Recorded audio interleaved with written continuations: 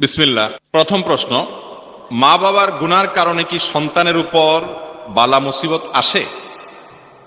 মা বাবা যদি কোনো পাপ করে, কোনো অপরাধ করে, কোনো অন্যায় করে, যত খারাপ কাজই হোক না কেন, এর জন্য সন্তানের উপরে কোনো দায় দায়িত্ব, বিশেষ করে ওই পাপের প্রায়শ্চিত্ত শাস্তি সন্তানকে কখনো ভোগ করতে হয় না, হবে না। কারণ আল্লাহ রাব্বুল আলামিনের কাছে কোনো জুলুম বলতে কিছু নেই।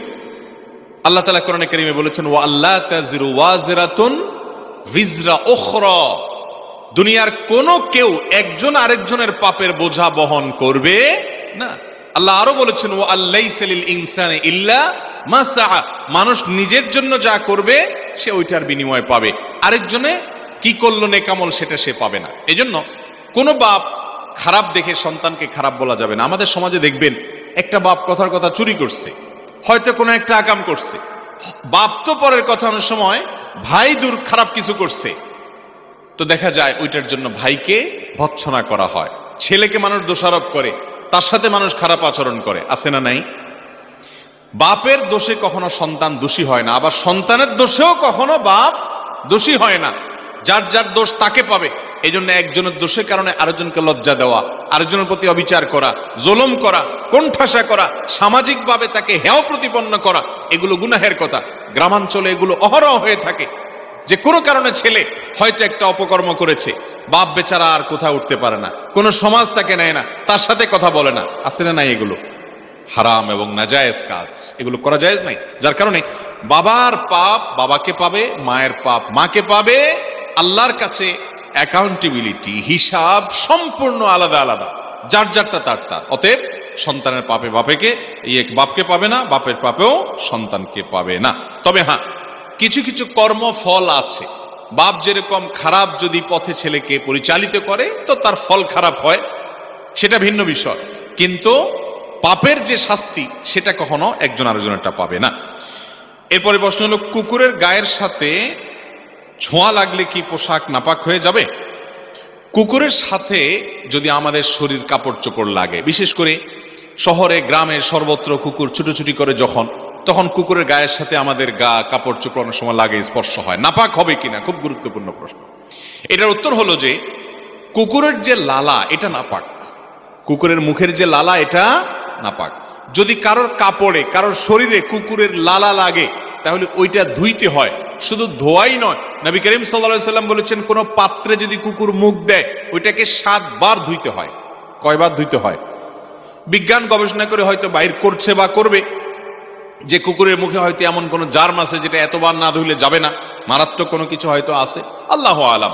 সেটা আজ হোক কয়দিন পরে হয়তো বের করছে বা করবে, অথবা করুক বা না করুক, নবী করিম সাল্লাল্লাহু আলাইহি ওয়াসাল্লাম থেকে বিশুদ্ধভাবে বর্ণিত, এর পেছনেই কল্যাণ আছে, এছাড়া কোনো কল্যাণ থাকতে পারে না। বিধায় কুকুর যদি কোথাও মুখ দেয়, আপনি কোথাও যাচ্ছেন, মুখ শুকতে গিয়ে জিহ্বা দিয়ে চাটলো আপনার জামাটা, তাহলে যেই জায়গায় চাটছে ওটা নাপাক হয়ে গেছে, ওই জায়গাটাকে ধরে আলতো করে আপনাকে ধুইতে হবে 7 বার, ভালো করে ধুইতে হবে। আর যদি কুকুরের শরীর লাগে, লালা লাগে নাই, জিহ্বা লাগে নাই, শুধু শরীরটা টাচ হয়েছে, এটা তো প্রায় হয়, তাই না? দৌড় দেয়, ছোটাছুটি করে, তো শরীর যদি লাগে তাহলে সরাসরি নাপাক হবে না। কারণ হলো কুকুরের শরীরটা নাপাক না, লালাটা নাপাক। তবে কুকুরের শরীরে যদি তরল নাপাকি থাকে, কারণ যেখানে সেখানে সে যদি দেখেন নাপাক লেগে আছে, তাহলে সেটা আপনার গায়ে লাগলে নাপাক হবে। এছাড়া কুকুরের শরীর লাগলেই আমাদের শরীর বা কাপড় চোপড় নাপাক হবে না। আমাদের দেশে তো এবং গোটা দুনিয়াতে দেখবেন অনেকে আছে যেখানে কুকুর নাপাক, কুকুরের এটা যদিও মূলগত মজ্জাগত নাপাক না, শুকরের মতো যে আগাগোড়া নাপাক, এটা লালা নাপাক, গোশতটা নাপাক, হ্যাঁ, কিন্তু এই কুকুর দেখবেন অনেকে এত আদর করে লালন পালন করেন যে সন্তানরা এত আদর করে না, আছে না নাই? দেশে আছে, বিদেশেও আছে। আমাদের দেশে আজকাল দেখবেন অনেক লোক, এই লোকগুলো অনেক নিজেদেরকে মহানুভব মনে করে। তারা মানুষ তো বটেই, পশুর প্রতি পর্যন্ত তাদের মায়া কত বেশি, যেটা কুকুরকে পর্যন্ত আদর করে, যত্ন করে, কোলে করে নিয়ে যায়, খাওয়ায়। হ্যাঁ, এই মানুষগুলোই দেখবেন তাদের আশেপাশে বহু বনি আদম, বহু মানুষ না খায় আছে, তাকায়াও দেখে না, কিন্তু কুকুরের প্রতি অনেক মায়া। কুকুর আল্লাহর অন্য 10টা সৃষ্টির মতো একটা সৃষ্টি। একটা কুকুরের প্রতি দয়া করে পানি পান করানোর কারণে একজন ব্যভিচারী নারীকে আল্লাহ তাআলা মাফ করে দিয়েছেন, হাদিসে আছে। এই জন্য কুকুরের প্রতি দয়া করা ভালো জিনিস, কিন্তু দয়া করতে গিয়ে তারে ঘরে ঢুকাইতে বলে নাই, কারণ শয়তান কুকুরের আকৃতি ধারণ করে, আর নানা কারণে যেই ঘরে কুকুর থাকে সেখানে রহমতের ফেরেশতা আসে না। ইমানদার ওহির প্রতি বিশ্বাসী মানুষ তিনি কুকুর থেকে এইভাবে নিজের ঘরকে বাসাবাড়িকে পবিত্র রাখবেন, দূরে রাখবেন, কিন্তু কুকুরও আল্লাহর প্রাণী, সেই হিসাবে তাকেও রহম করবেন, দয়া করবেন, কিন্তু তার লালা লাগলে ওইটা ধোবেন, আর শরীর স্পর্শ হলে নাপাক হবে না। এরপরে প্রশ্ন হলো, আপনার আসুন্নাহ ফাউন্ডেশনের কাজ আমাদের খুবই পছন্দ, আলহামদুলিল্লাহ। আপনার এই ফাউন্ডেশনের শাখা যদি আমাদের কুড়িগ্রাম জেলায় থাকে তাহলে আলহামদুলিল্লাহ, আর যদি না থাকে তাহলে একটি শাখা আমাদের জেলায় দিবেন আশা করছি। ভাই আলহামদুলিল্লাহ, আমাদের আসুন্নাহ ফাউন্ডেশনের কার্যক্রম, এটার সাথে ওলামা একরাম আছেন, এই যে আব্দুল হাই সাইফুল্লাহ ভাই সহ সব ওলামা একরাম আছেন, আপনারা অনেকে আছেন। আপনাদের জ্ঞাতার্থে জানিয়ে রাখি, আসুন্নাহ ফাউন্ডেশনের সবচেয়ে বেশি কার্যক্রম হয় দেশের উত্তরাঞ্চলে। আমরা যত সেবামূলক কাজ করি তার ম্যাক্সিমাম চেষ্টা করি আমরা এই অঞ্চলে করার জন্য, কারণ গরিব অভাবী মানুষ এই অঞ্চলে তুলনামূলক একটু বেশি হওয়ার কারণে আমরা এদিককেই প্রায়োরিটি দেই। এমনকি আমার জন্মস্থান, আমার জেলা, ওই সমস্ত এলাকাতে আমরা এত কাজ করি না। আমাদের এলাকাতে অনেক মানুষের আমার প্রতি দুঃখ যে আপনি কেন নিজের এলাকায় কাজ করেন না। আমি বলি, এটা তো আমার বাবার টাকা না, আমার নিজের পকেটের টাকা না, মানুষের টাকা। মানুষের টাকাকে সর্বোচ্চ দরকারি জায়গায় খরচ করতে হবে, সেজন্য উত্তরবঙ্গে মানুষের চাইতে অধিকার আর কারোর বেশি নেই। এই জন্য আমরা সবসময় প্রায়োরিটি দেই। এই কুড়িগ্রামের নাগেশ্বরে, ইসলামপুরে এবং বিভিন্ন জায়গাতে আমি ত্রাণ নিয়ে গত 5-7 বছর ধরে বহুবার আসছি, একবার দুইবার না, মাহফিলে প্রথম আসছি, কিন্তু ত্রাণ নিয়ে আমি বহুবার আসছি এলাকাতে। এবং এমনও হয়েছে যে ত্রাণ এর সময় যে পরিমাণ কষ্ট হয়েছে যে চামড়ার উপরে একটা লেয়ার পড়ে গেছে আমার, একবার না একাধিকবার এরকম হয়েছে। তো এই জন্য কুড়িগ্রাম এই জেলা এবং আশপাশের জেলাগুলোর প্রতি আসুন্নাহ ফাউন্ডেশন কার্যক্রম বিশেষভাবে গুরুত্ব আরোপ করা হয় এবং সবসময় করা হয়, এখনো হবে।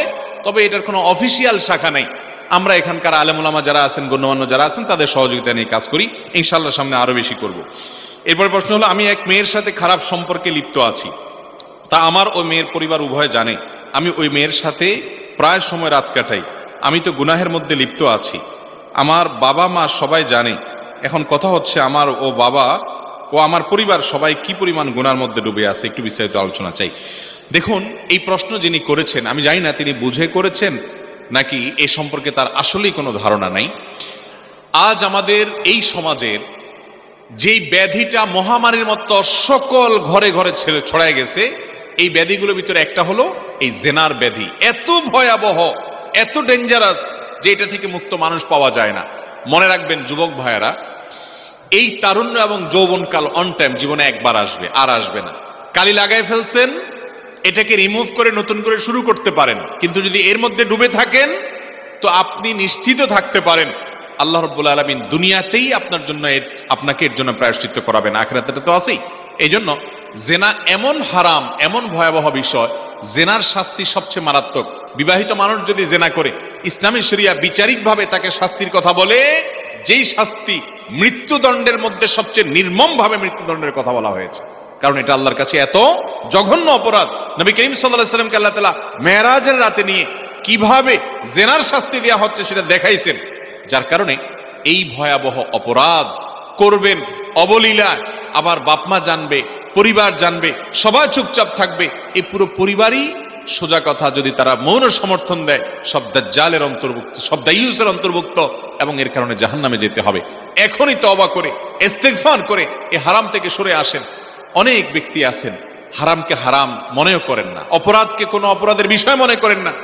যুবকরা জেনা করবেন, অনেক বাপমা আছে মনে করে যে আজকাল এই বয়সে একটু আধটু করে।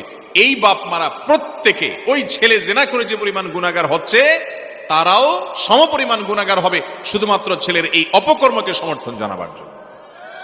এই জন্য মা বাপরা সাবধান হতে হবে, দায়িত্বশীল হতে হবে, দায়িত্বশীল বড় ভাইরা তাদের সাবধান হতে হবে। আর ঠান্ডা মাথায় জেনার অপরাধে লিপ্ত হয়ে বলবেন যে আমার কি গুনাহ হচ্ছে, আমার তো যথেষ্ট সন্দেহ হচ্ছে যে আপনি প্রশ্ন জেনে শুনেই ঠান্ডা মাথায় করেছেন নাকি আপনার অজ্ঞানতা আছে। কারণ জেনা যে হারাম এটা জানা না এমন কোন মুসলমান বাংলাদেশে অন্তত থাকার কথা। শুধু হারাম হচ্ছে তা নয়, হারামকে যদি কেউ হারাম মনে না করে, হালাল মনে করে, এটা অত্যন্ত ডেঞ্জারাস, এটা কুফরি পর্যন্ত চলে যেতে পারে। আল্লাহ তাআলা আপনাকে হারাম থেকে ফিরে আসার তৌফিক দান করুন, সৎ সাহস দান করুন, বিয়ে করে ফেলুন এবং বিয়ের দিকে অগ্রসর হন, জেনার পথ থেকে সরে আসুন। বিয়ে উপলক্ষে গায়ে হলুদ সহ বিভিন্ন অনুষ্ঠান করা জায়েজ আছে কিনা? বিয়ে উপলক্ষে গায়ে হলুদের যে অনুষ্ঠান আমাদের দেশে হয়ে থাকে, এই গায়ে হলুদের অনুষ্ঠানকে কেন্দ্র করে নানা রকম অনাচার আছে। সবচেয়ে মজার বিষয় হলো, গায়ে হলুদ নিয়ে আমি অনলাইনে সার্চ করেছিলাম এটা জানার জন্য যে জিনিসটা আসলে কি। আমি দেখলাম যে কলকাতার অনেকগুলো নিউজ পোর্টাল আছে, হিন্দুদের অনেকগুলো ওয়েবসাইট আছে, অনেকগুলো ব্লগ আছে, বিস্তারিত পড়ার চেষ্টা করলাম। আমি দেখলাম যে আমাদের হিন্দু ধর্মাবলম্বী ভাইয়েরা বা অন্যান্য ধর্মাবলম্বী ভাইদের অনেকের বিশ্বাস হলো যে বিয়ের সময় হলুদ, দুবলা ঘাস, আরো এরকম কিছু কিছু আইটেম আছে, এগুলো কুলোটেলো করে নিয়ে বিশেষ প্রক্রিয়া যদি ইউজ করা হয় তাহলে দাম্পত্য জীবনের সুখ শান্তি আসে। এটা কারোর বিশ্বাস থাকতে পারে, তার বিশ্বাস তার জায়গায়। মুসলমানের সন্তান তিনি কখনো এই সমস্ত বিশ্বাসে বিশ্বাসী হতে পারে।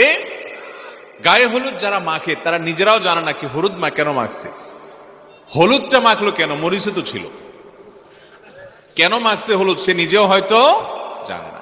যদি এটা ত্বকের কোনো উপকার হতো, সৌন্দর্য বৃদ্ধি করতো, নবদম্পতির সম্পর্ক ভালো হতো, তাহলে একটা ইস্যু ছিল, কিন্তু সেরকম কিছু হতো দেখি না। তাহলে হলুদ মাখামাখি কেন? আবার হলুদ মাখতে মনে চাইছে, আপনি রান্নাঘরে ঢুকে দরজা বন্ধ করে মা চাচিরে বের করে দিয়ে হলুদের পুরো ডিব্বা গায়ে মাখেন, ডুবেন, সমস্যা কি? কিন্তু সেটা তো করতেছেন না, করতেছেন কি, ভাবিকে হায়ার করে আনতেছেন, আইনা বলতেছেন আমার গায়ে হলুদ মাখেন। এর চেয়ে নির্লজ্জতা, এর চেয়ে নোংরামো একজন মুসলমানের জন্য আরেকটা হতে পারে। একজন মেয়ের হলুদ অনুষ্ঠান হবে, সেখানে ছেলেরা আসবে, মাখামাখি ডলাডলি করবে। বিয়ের অনুষ্ঠানগুলো আমাদের দেশে এখন এত নোংরা অনুষ্ঠানে পরিণত হয়েছে যে নোংরামি ছাড়া বিয়ে এই দেশে হাজারের মধ্যে কয়েকটা খুঁজে পাওয়া কঠিন হয়ে গেছে। যুবকরা শপথ করতে হবে যে আমার বিয়েতে নোংরামি করতে দিব না। আপনার কি লজ্জা হয় না?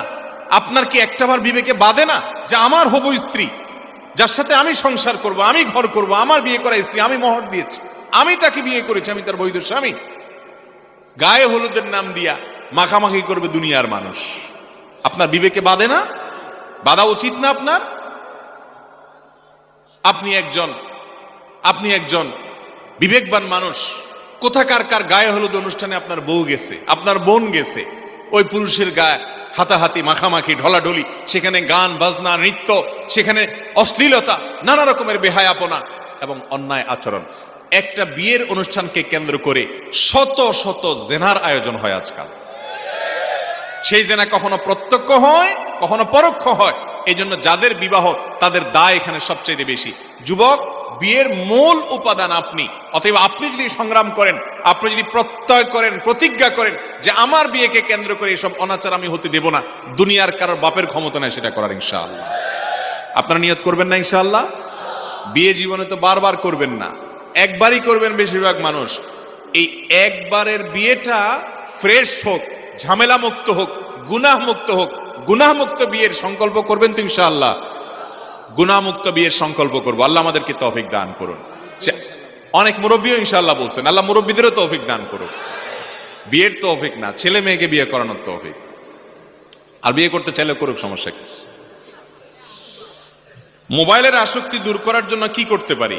মোবাইল আসক্তি দূর করার জন্য একটা বুদ্ধি আছে ভাই, বুদ্ধিটা দিব। অনেকে এটা থেকে বাঁচার জন্য চেষ্টা করছেন। বহু মানুষ অটো হয়ে গেছেন। অটো বুঝেন? এই মোবাইলের সাথে হাত এমন ভাবে সেট হয়ে গেছে, এখান থেকে সরানোই যায় না, সরলে আবার লেগে যায় চুম্বকের মতো, ঠিক না? বেশিরভাগ রুগী তো ঠিক বলছে। সেজন্য ফেসবুক বলেন, ইউটিউব বলেন, এমন ভাবে লেগে গেছে এটার থেকে আর হাতটা সরানোই যায় না, সরলে মনে হয় যে চুম্বকের টান এই শুধু, তাই না? এই টান কমাইতে চান আপনারা? সিরিয়াসলি চান?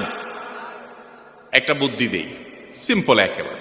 সেটা হলো, যাদের এই স্মার্টফোন, এটা থেকে বাঁচতে পারছেন না, ফোন আপনাকে ব্যবহার করছে, আপনি ফোনকে ব্যবহার করছেন না, এডিকশন হয়ে গেছে, আসক্তি হয়ে গেছে, ডাইরেক্ট হয়ে গেছেন ডায়রিয়ার রোগীর মতো, বাঁচার জন্য কিছুদিনের জন্য এই স্মার্টফোনটা হয় বিক্রি করে ফেলে দেন, নাই করে ফেলে দেন, এবং প্রতিজ্ঞা করেন আগামী 6 মাস আমি একটা বাটনওয়ালা ফোন ব্যবহার করব। কথা কি বুঝাতে পারছি? বাটনওয়ালা ফোন টিপে জুত করতে পারবেন না বেশি না। 6 মাসের একটা কোর্স করেন যে 6 মাস আমি বাটনওয়ালা ফোন ব্যবহার করব। দোস্তদেরকে বলে দিবেন, দোস্ত ফেসবুক আপাতত বাদ, কথাবার্তা হয় ডাইরেক্ট হবে, আর নাহলে ফোন করবা, আপাতত কোনো মেসেঞ্জার ফেসবুক নাই। 6 মাসের যদি একটা কোর্স করতে পারেন, এবং এই 6 মাস একা হলে হবে না, আরো কয়েকজন দোস্ত লাগবে যারা হিম্মত করবে যে আমরা বাস্তব জীবনে আসবো। ভাইরা আমার, এটা ঠিক যে আজ সোশ্যাল মিডিয়া আমাদের অনেক কিছু সহজ করে দিচ্ছে। আবার এটাও ঠিক যে ফেসবুকের কারণে আজকাল আমাদের আপন পর হয়ে গেছে, পর আপন হয়ে গেছে। মা বাপ চিনে না, ভাই বোন চিনে না, পাড়া প্রতিবেশী চিনে না, নিজের বাল্য বন্ধু, নিজের সহপাঠী চিনে না, কোথাকার কোন জেলার কোন ফ্রেন্ড চিনে। ঠিক না বে ঠিক? কে জানি গল্প শোনাইছিল, বলে যে এক ছেলে মোবাইল টিপতেছে বাসায় বসে, খুব মনোযোগের সাথে, খুব এহতেমামের সাথে টিপতে টিপতে টিপতে অস্থির। যুবকরা আজকাল বেশিরভাগ এরকম, এই টিকটক, এইটা এই সেটা নিয়ে ব্যস্ত। তার মা তারে খাবার দিচ্ছে, এটা দিচ্ছে, কথার জবাব দেওয়ার টাইম নেই। অনেকক্ষণ পরে হঠাৎ করে মোবাইলটা ধাপ করে সে ছেড়ে দিয়ে মার দিকে তাকে একটা নির্মল হাসি দিয়ে দিছে। মা বলে, কাহিনী কি? এত সুন্দর করে বাসা আমার আজকে হাসিয়ে দিল, কাহিনী কি বাবা? বলে, বা মোবাইলের চার্জ শেষ হয়ে গেছে। তো মোবাইলের চার্জ শেষ হওয়ার পরে ছেলের রুটা ফেরত আসছে। এই ছেলে এতদিন দুনিয়াতে ছিল না ভাইরা আমার। এই রোগটা আজকে চরম আকার ধারণ করেছে। এই রোগ থেকে মুক্তি ছাড়া দুনিয়াতেও কল্যাণ হবে না, আখিরাতেও কল্যাণ হবে না। বহু যুবক আছে তার ছাত্র জীবন শেষ হয়ে গেছে, তার আখিরাত শেষ হয়ে গেছে, নামাজ শেষ হয়ে গেছে, শুধুমাত্র মোবাইল ফোনের এডিকশনের কারণে। ঠিক না বে ঠিক? অতএব এটা থেকে বাঁচার জন্য সংগ্রাম লাগবে, সংগ্রাম, সৎ সাহস লাগবে, কলিজা লাগবে যে আমি কিছুদিনের জন্য বাটনওয়ালা ফোন ব্যবহার করব, আমি স্মার্টফোন থেকে সরে আসব, ফেসবুক নেট কানেকশন থেকে সরে আসব। নিয়ত করা যাবে না ইনশাআল্লাহ? আল্লাহ আমাদেরকে তৌফিক দান করুন। মৃত ব্যক্তির জন্য 3 দিন, 7 দিন, 21 দিন, 40 দিন পালন করা জায়েজ আছে কি না? মৃত ব্যক্তির জন্য 3 দিন, 7 দিন, 40 দিন, 21 দিন এ জাতীয় যত দিনা অনুষ্ঠান আছে, এগুলো একটাও ইসলামের নির্দেশ না। মনে রাখবেন, মৃত ব্যক্তিকে কেন্দ্র করে যত আনুষ্ঠানিকতা আমাদের দেশে হয়ে থাকে, এর বেশিরভাগ আনুষ্ঠানিকতা আসছে আমাদের সাথে থাকা হিন্দু ধর্মাবলম্বী ভাইদের শ্রাদ্ধ থেকে। আপনি গুগলে গিয়ে শ্রাদ্ধ লিখে সার্চ দেন, ওনাদের ধর্মেরটা ওনারা পালন করুক, সেটা তাদের ব্যাপার, কিন্তু মুসলমান আপনি সেটা টেনে আনতে পারেন না। শ্রাদ্ধ মানেই হলো কোনো মানুষের মৃত্যুর পর আত্মীয় স্বজনের লোককে খাওয়ানো। আমাদের দেশে এই কালচার ওখান থেকেই মূলত আসছে, অতএব এটা মুসলমানের কালচার না। ভালো করে শুনে রাখেন, কোন মানুষ মারা গেলে যে মারা গেছে তার ওয়ারিসদেরকে, তার আত্মীয় স্বজনদেরকে এলাকাবাসী খাওয়াবে। ঠিক না বে ঠিক? কারণ যে তার বাবাকে হারাইছে, তার মন খারাপ, রান্না বাড়া করার মানসিকতা নাই, তার পুরো পরিবারকে এলাকাবাসীর দায়িত্ব খাওয়ানো, সকাল বিকাল খাওয়াবে, যতদিন পারে ততদিন খাওয়াবে, কমপক্ষে 3 দিন খাওয়াবেই। আমাদের দেশে তাদেরকে খাওয়ায় প্রথম, কিন্তু এরপরে 40 দিনের দিন সুদে আসলে একসাথে উঠায় নেয়। প্রথম একটু খাবার পাঠায় গামলায় করে, পাতিলে করে, এরপরে খাওয়ায় হলো 10 জন রে, এরপরে গরু জবাই করে পুরো এলাকা মানুষ তাদের কাছ থেকে খানা আদায় করে। এটা জায়েজ নাই। মানুষ খাওয়ায় কখন ভাই? খুশি হলে। মানুষ খাওয়ায় কখন? আপনার বিয়ে হয়েছে, নতুন বউ ঘরে আসছে, খুশির ছোটে অলিমা খাওয়ান। ঠিক না বে ঠিক? আপনার ছেলে হয়েছে, আকিকা খাওয়ান, খুশির ছোটে মানুষ খাওয়ায়। সেখানে আপনার বাবা মারা গেছে, মা মারা গেছে, এটা তো খুশির কিছু না। এজন্য মানুষ খাওয়ানোর কোনো যৌক্তিকতা নাই। না খাওয়াইলে আবার এলাকাবাসী বলে, কি মানুষ ছিল, কি ছেলে মেয়ে রেখে গেল যে একটু কারোর হাতও দোয়াইলো না। এরকম কিছু ছোট লোক আছে না নাই, যারা মানুষের কাছ থেকে খাওয়ার জন্য লালায়িত থাকে। মনে রাখবেন, কোন মানুষ মারা গেলে তার ওয়ারিসদের কাছ থেকে খাবার অনুষ্ঠান করা জায়েজ নাই, জায়েজ নাই, জায়েজ নাই। তিনি তার মা বাবার তরফ থেকে গরিব দুঃখীকে খাওয়াবেন, তার ব্যাপার, কোন দিন খাওয়াবেন না খাওয়াবেন। কিন্তু সমাজ ঠিক করে নিয়ে একরকম বাধ্য করা, সিস্টেম বানিয়ে ফেলা, এটা বেদাত, এবং এই বেদাত থেকে আমাদের সবার বাঁচার চেষ্টা করতে হবে ইনশাআল্লাহ। এই বেদাতটা আমাদের দেশে পরিমাণে সবচেয়ে বেশি, কারণ এই বেদাত থেকে মুক্ত কোনো এলাকা নাই। এরপরে প্রশ্ন হলো, আমরা এই সময়ের যুবকরা বেশিরভাগ সময় ব্যবহার করি ফেসবুকে, গেমস, হারাম সম্পর্কে ইত্যাদিতে। এটার ওষুধ দিয়ে দিয়েছি একটু আগেই। মৃত ব্যক্তির জন্য যারা কবর খনন করে তাদের কি পারিশ্রমিক দিতেই হবে? মৃত ব্যক্তির জন্য যারা কবর খনন করে তারা এটা মূলত করবে আল্লাহর জন্য, এটা কোনো পেশা হিসাবে করবে না। কিন্তু এলাকাবাসী তাদের তরফ থেকে উদ্যোগ নিবে, নিয়ে কিছু লোককে যদি কাজ করায় তাদেরকে পারিশ্রমিক দিবে, সেটা ভিন্ন বিষয়। একজন ব্যক্তি যখন মারা যায়, এলাকাবাসীর উপরে ফরজে কিফায়া হয়ে যায় তার দাফন কাফন করা, এটা ইবাদত। এজন্য সরাসরি ওইটার জন্য পারিশ্রমিক নেওয়া জায়েজ নাই। যিনি দাফন করবেন এটা তার ইবাদত। হ্যাঁ, একজন শ্রমিক বা 2 জন শ্রমিক, 4 জন শ্রমিক নিয়োগ দিলেন এলাকাবাসী, তার মাধ্যমে এই কাজটা করলেন, সেটা ভিন্ন কথা। ইসলাম ধর্মের লোকদের অন্য জাতির বাড়িতে খাওয়া যাবে কিনা? একজন মুসলমান কোন হিন্দু, খ্রিস্টান বা অন্য ধর্মের লোকদের বাড়িতে যে খেতে কোনো অসুবিধা নাই, যদি সেটা হালাল খানা হয়। যদি সেটা কি খানা হয়?